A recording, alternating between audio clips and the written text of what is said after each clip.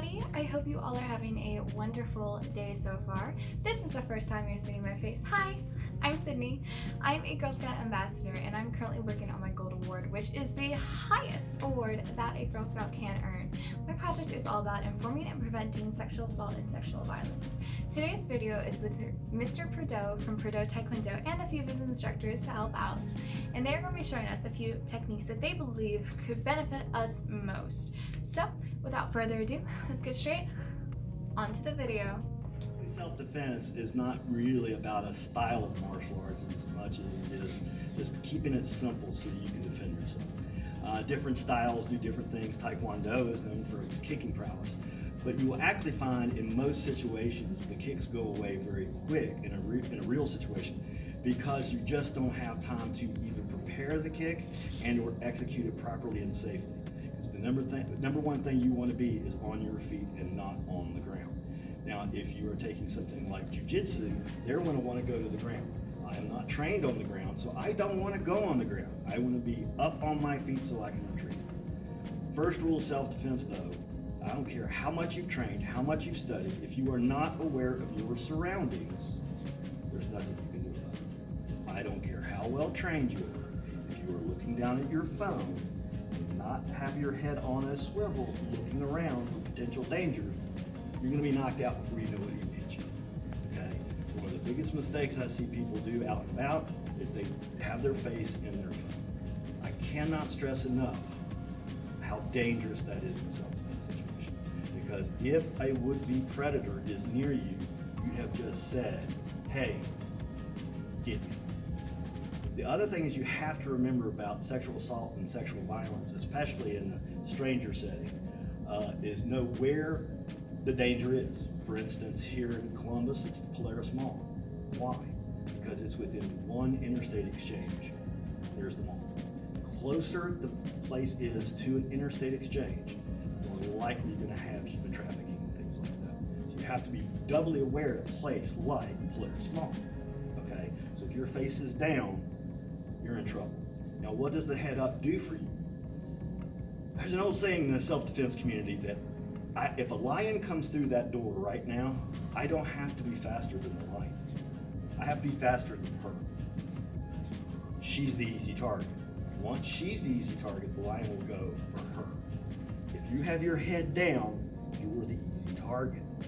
You have to have your head up, on a swivel, looking around in order to protect yourself. That alone will decrease your chance of being a victim. Big time. Just be aware. Use reflective surfaces to see if someone's following you. Okay, if you walk by a store, you look in the glass window. If you see that same person behind you 4 or 5 times, it's time for you to change your route and or seek help. Okay? If you feel at any time something isn't right, it's not. Your brain is putting together so much information around you all the time that it's ahead of you. You ever get that little sick feeling in your stomach, that butterflies? Maybe you were a kid on your bike and you wanted to jump something and the butterflies told you not to do it, but you did it anyway and you wrecked? Same thing. It already added up. You're not going to make that jump. Okay? If you're walking around and you start to get that feeling in your stomach, it's time to look around and really see what your brain is seeing that you are not. Maybe it's not you paying attention. Maybe you just haven't processed it yet. Your brain has. So you got to make sure you're aware. I like to think of it also, another great example of self-defense and awareness is like driving on the interstate. If you ask your parents for you younger kids or if you can drive, what do you do all the time? Check your mirrors, check your distance, check this, check that, and you are on. You're like a yellow alert all the time. That's what you have to be anywhere you go. If you are caught in white alert, you're dead. Okay? Why do mobsters get shot at their favorite restaurant? Because they feel safe. That's why it always happens there. And usually by someone they trust. They're in zone what? They're tough people. If you're not aware of it, you're done. Okay? Now, as far as the physical stuff goes, we're going to go over 2 different principles today. The first one we're going to go over is striking, and the other is going to be pressure points. Now on the strikes, Go. Where, Josh? All right, on the striking, you want to keep it simple, okay? Our brave volunteer. Our dumb human dummy. Anyway, the first thing you have to know is how to stand. What you want to put is one foot in front of the other, slightly, both elbows up, elbows down, hands out. The reason why is this says to stop. Anybody that sees this is a visual distress signal, okay? Anybody that sees this knows something bad is about to happen, all right? Also, any witnesses that later come in and see his body laying on the ground will say she didn't start it because her hands are up saying stop, I don't want a part of this. This is a very good legal defense, okay? Because you got to worry about that too. All right, the 5 techniques, you only need 5 techniques. The first one is a good old-fashioned front kick. Get him. Oh, hit him harder than that. Come on, really hit him. There you go. Notice how it makes him go back. Now, the reason why that kick is so effective is because he has to take a step back. Now think about how much padding he has right now. He had to step back 2 steps. If he didn't have that padding, he would have stepped back a lot more than that, okay? So that makes him go back. What does that give you the opportunity to do? Run. Your whole objective here is not to duke it out. It's to get away, okay? So again, you have your hands up, you kick, boom. As he steps back, you dig, you're out of it. Very effective technique. The other one I find particularly good is the palm heel strike. Now you notice your hands are already in position, okay, to deliver that strike. And you want to hit it right on the chin, okay, straight to the chin like this. The biggest mistake people make is they punch to the head. You should never punch to the head. You're putting bone on bone, you're going to hurt yourself as much as or less than you're going to hurt this person. You want your open hand to strike the face and the head. So from here, she wants to take this and hit him right there as hard as he can. Go. See how his head snapped back? What happened when that head snapped back? He stepped back. Okay. Now, if she were to do both techniques, front kick, palm, now palm, boom. See, now look how much further he went back. That's the whole idea. You want to attack right up the middle. Okay? Untrained people will attack in circles. Trained people attack up the middle because it forces the body back. Okay? Now a punch.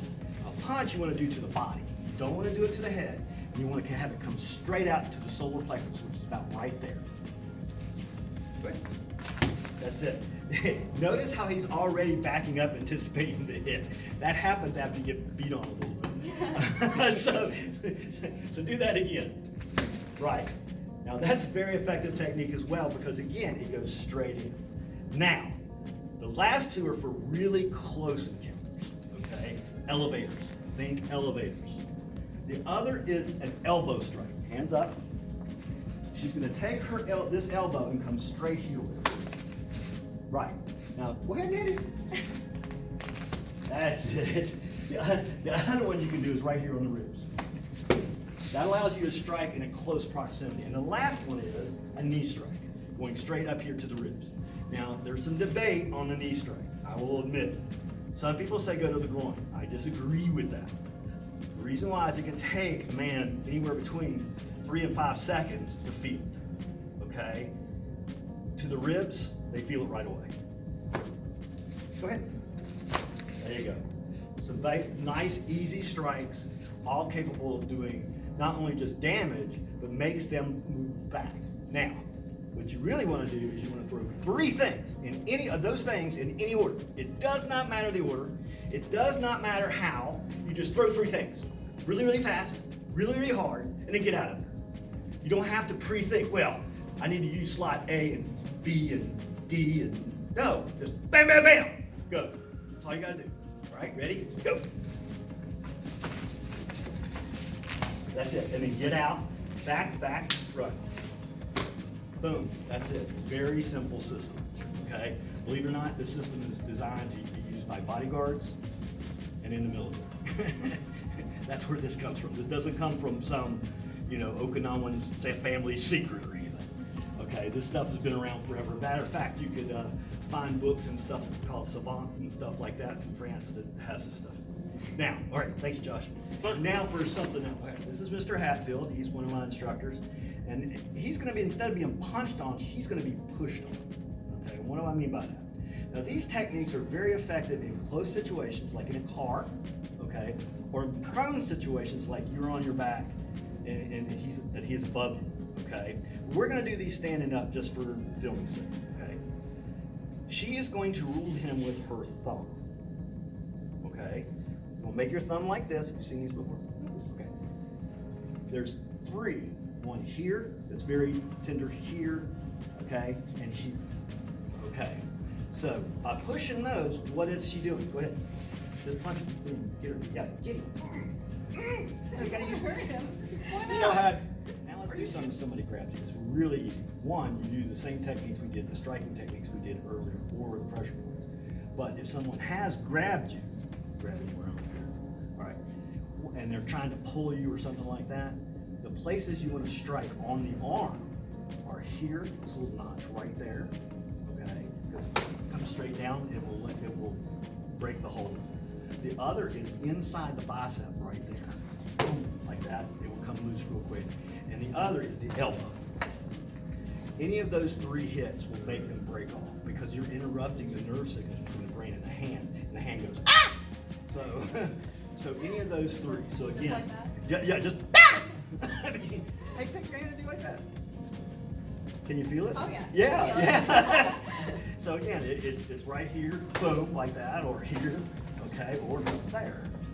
And any of those 3 will do it. So give it a shot. Okay. So, very good. There you go. There you go. Just easy peasy. It's just a matter of will. It's a matter of, no, leave me alone. And every time you strike, you should yell the word no. Okay? 1, it will keep your nerves down. Okay? 2, it will bring your energy up. And 3, get help. Don't yell help. Never yell help. No one responds to that. But no, back off, get away, no, that kind of stuff. It doesn't matter what you scream. Now people are turning. And the best part about that is so are cameras. Yeah. Okay? And that's why this was, bodyguards use this kind of thing with the hands up so that when the cameras get to the police, they say, oh no, he didn't want to start it, you know? And that's a very, very important thing. So, anyway, I think that covered it all, didn't it? Yeah, thank you so much for doing this. I really appreciate Anytime. it. For all 3 of you, or all 4. Shout out to the camera person. Yeah, cool. If you made it this far and are seeing this, thank you so much for watching. It really means the world to me. If you enjoy this kind of video, please let me know down in the comments below and what other kind of videos you would like to see. And have a lovely rest of your day. Bye!